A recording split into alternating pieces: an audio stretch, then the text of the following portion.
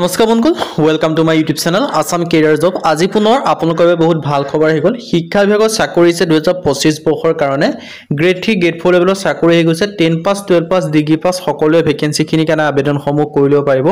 online যোগে apply সমূহ কৰিব পাৰিব কেনেদৰে আবেদনসমূহ কৰিব পাৰিব কোনটো পদৰ ক্ষেত্ৰত কিমানকৈ অৰ্হতা কোৱালিফিকেচন এজ ক্ৰাইটেৰিয়া সিলেকচন প্ৰসিডিউৰ কি হয় এই সকলোখিনি কথা এই ভিডিঅ যোগে আলোচনা কৰা হ'ব আৰু ভিডিঅটো যিমান পাৰে সিমান বন্ধুবৰ্গক শ্বেয়াৰ কৰি দিব পাৰে যাতে সকলো বন্ধুৱে ডেইলি জবৰ আপডেট সমূহ পাই থাকিব পাৰে আৰু আপোনালোকৰ এটা ভাল খবৰ হ'ল শিক্ষা বিভাগৰ আন্ডাৰ ভেকেন্সি কিনি আহি গৈছে 2025 বৰ্ষৰ কাৰণে 10 পাছ 12 পাছ ডিগ্ৰী পাছ সকলোৱে ভেকেন্সি কিনি কাৰণে আবেদনসমূহ কৰি ল'ব পাৰিব আহক আজি ভিডিঅ আৰম্ভ কৰো মই আপোনালোকক জনাইছো শিক্ষা বিভাগৰ আন্ডাৰ ভেকেন্সি কিনি আহিছে আপোনালোকৰ গ্ৰেড 3 পৰা গ্ৰেড 4 লেভেলৰ সকলোখিনি আপোনালোকে ভেকেন্সি দেখিবলৈ পাব ইন্টাৰনেল অডিও অফিচাৰ পৰা এমটিএছ মাল্টিটাস্কিং ষ্টাফ মানে আপোনালোক গ্ৰেড 4 লেভেলৰ ভেকেন্সি জুনিয়ৰ এসিস্টেন্ট আপোনালোকৰ লেবৰেটৰী এসিস্টেন্ট ৰেজিস্ট্ৰাৰ এনেকৈ আপোনালোকে বহুখিনি ভেকেন্সি দেখিবলৈ পাব সো যদি আপোনালোকে ভিডিঅটো ভাল পায় ভিডিঅ লাইক কৰিব আৰু ভিডিঅটো যিমান পাৰে সিমান বন্ধুক শ্বেয়াৰ কৰি দিয়ক সকলোখিনি কথা এই ভিডিঅ যোগে আপোনালোকক আলোচনা কৰি আছো সো আপোনালোকে ভিডিঅটো শেষলৈকে চাই থাকিব আহক আজি ভিডিঅটো আৰম্ভ কৰো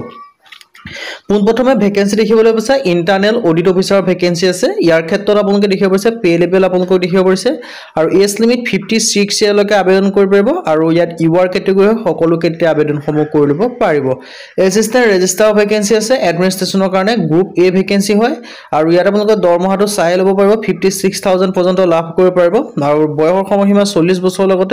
লগতে এজ ৰিলেকচন সমূহ লাভ কৰিব পাৰিব ইয়াৰ ক্ষেত্ৰত তিনটা ইউআৰ কেটেগৰী এটা ওবিসি কাৰণে ৰিজাৰ্ভেশন আছে সো তেনেদৰে আপোনালোকক মই দেখাই দিছো গ্ৰেড 4 লেভেলৰ ভেকেন্সি দেখাই দিছো মাল্টিটাস্কিং ষ্টাফ এমটিএছ ৰ ভেকেন্সি আছে আপোনালোকে দেখিব পাইছে গ্ৰুপ সি লেভেলৰ ভেকেন্সি হয় আৰু বয়স সময়সীমা 32 বছৰ পৰ্যন্ত আবেদন কৰিব পাৰিব দুটা ইউআৰ ইডব্লিউএছ ৰ কাৰণে ভেকেন্সি আছে মানে সকলোৱে আবেদনসমূহ কৰি ল'ব পাৰিব সো লোৱাৰ ডিভিজন ক্লাৰ্কৰ ভেকেন্সি আছে এডমিনিষ্ট্ৰেচনৰ কাৰণে পাঁচটা ইউআৰ কাৰণে আছে এটা ওবিসি কাৰণে আছে ৰিজাৰ্ভেশন বাকি আপাৰ ডিভিজন ক্লাৰ্কৰ ভেকেন্সি আছে এডমিনিষ্ট্ৰেচন ইয়াত ইউআৰ খেতিৰ কাৰণে দেখিবলৈ হ'ব সো আপোনালোকৰ বাবে ভাল খবৰ হৈ গ'ল প্ৰতিটো ভেকেন্সি ক্ষেত্ৰত বেলেগ বেলেগ কোৱালিফিকেচন আৰু এজ ক্ৰাইটেৰিয়া মই হেতু জনাই আছো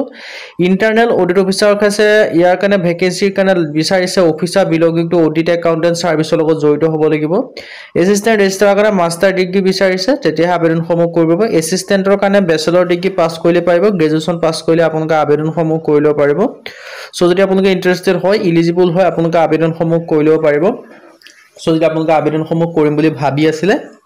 তেতিয়া ভেকেন্সি খিনি কাৰণে আবেদনসমূহ কৰিব পাৰিব লেবৰেটৰী এসিস্টেন্টৰ ভেকেন্সি ক্ষেত্ৰত বেচেলৰ ডিগ্ৰী পাছ কৰিলে আবেদনসমূহ কৰিব পাৰিব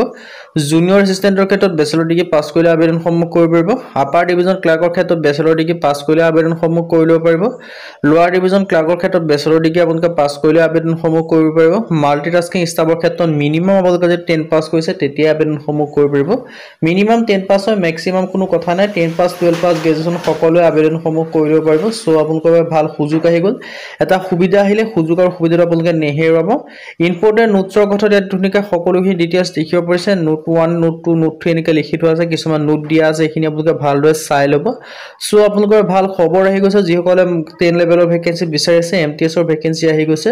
সো আবেদনসমূহ কৰিব শিক্ষা বিভাগৰ আন্ডাৰ ভেকেন্সি কিনি আহিছে সো মই সকলোখিনি কথা আপোনালোকক জনাই দিছো মই এতিয়া আহিলো ভেকেন্সি খিনি ক'ৰ পৰা আহিছে কেনেদৰে আবেদনসমূহ কৰিব পাৰিব মই সকলোখিনি কথা জনাই আছো আৰু এজ লিমিটৰ কথা কৈছো ৰিজাৰ্ভেশন ৰিলেকচন সকলোখিনি লাভ কৰিব পাৰিব আৰু এপ্লিকেশন ফিজো পেমেন্ট কৰিব লাগিব 500 কৈ এটোকে দেখিছে তেজপুৰ ইউনিভাৰ্চিটি ফালৰ পৰা ভেকেন্সি খিনি মুকলি কৰি দিছে সো এটা সুযোগ আহি গ'ল এটা সুবিধা আহিল আপোনালোকৰ বাবে মই প্ৰথমে আপোনালোকক জনাইছো লাষ্ট ডেট কেতিয়া এপ্লাই কেতিয়া হ'ব সকলোখিনি কথা জনাই আছো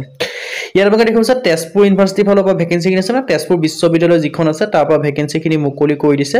লাষ্ট ডেট সম্পৰ্কে যে ক'বলৈ যাওঁ 24/5/2025 মানে মে মাহৰ 24 তাৰিখ পৰ্যন্ত ভেকেন্সি খিনি কাৰণে আবেদনসমূহ কৰিব পাৰিব যিসকলে তেজপুৰ ইউনিভাৰ্চিটিত চাকৰি কৰিম বা শিক্ষা বিভাগত চাকৰি কৰিম বুলি ভাবিছে তেওঁলোকে ভেকেন্সি খিনি কাৰণে আবেদনসমূহ কৰিব পাৰিব 30/4/2025 ৰ পৰা আবেদনসমূহ ষ্টাৰ্ট হৈছে এপ্ৰিল মাহৰ 30 তাৰিখৰ পৰা আবেদনসমূহ ষ্টাৰ্ট হৈছে আৰু লাষ্ট ডেট সমূহ হৈছে 24/5/2025 মে মাহৰ 24 তাৰিখ পৰ্যন্ত ভেকেন্সি খিনি কাৰণে আবেদনসমূহ কৰি ল'ব পাৰিব